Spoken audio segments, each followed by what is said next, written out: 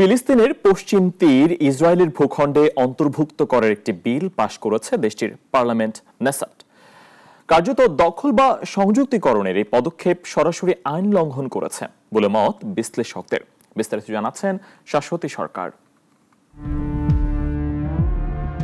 Israeli ভূখণ্ডে যুক্ত করা হবে ফিলিস্তিনের পশ্চিম তীর, এমন একটি বিলের প্রাথমিক অনুমোদন দিয়েছে ইসরায়েলের পার্লামেন্ট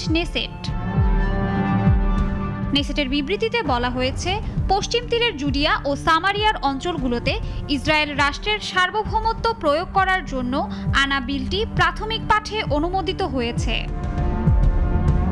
প্রধানমন্ত্রী বেনিয়ামিন নেতানিয়াহু ও তার দলের বিরোধিতা সত্ত্বেও মঙ্গলবার পার্লামেন্টে 25-24 ভোটে অনুমোদিত হয় এই বিল।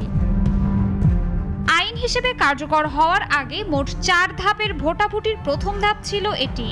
পরবর্তী ধাপে নেসেটের পররাষ্ট্র ও প্রতিরক্ষা কমিটিতে যাবে এই প্রস্তাব। বিলটি পূর্ণাঙ্গভাবে পাশ হলে ফিলিস্তিনের এই অংশ ইসরায়েলের সাথে সংযুক্ত হবে এবং সেখানে ইসরায়েলের সার্বভৌমত্ব কার্যকর হবে। ইসরায়েলের এই পদক্ষেপকে আন্তর্জাতিক আইনের প্রকাশ্য লঙ্ঘন বলে মনে করছেন বিশ্লেষকরা। তবে ইসরায়েলের প্রধানমন্ত্রী বেনিয়ামিন নেতানিয়াহু নিজেই এই প্রস্তাবের বিরোধিতা করেছেন। তার কয়েকজন জোট সঙ্গী ও বিরোধী এমপিরা বিলটিতে সমর্থন দিয়েছেন।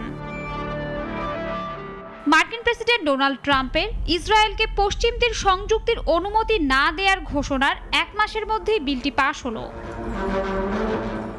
শাশ্বতী সরকার, নাগরিক।